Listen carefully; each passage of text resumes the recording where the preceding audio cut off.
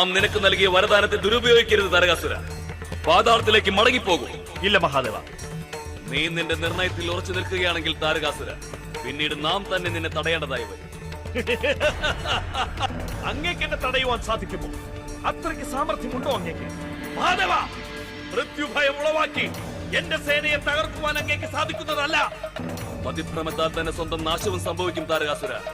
നീ ഇവിടെ നിന്നും തിരിച്ചു പോകുന്നതാണ് ബുദ്ധി. സമയം വ്യർത്ഥമാക്കേണ്ട മഹാദേവ. ഉപദേശങ്ങളും ആവശ്യമില്ല. അതിനും ഭേദം മറ്റൊന്നാണ്.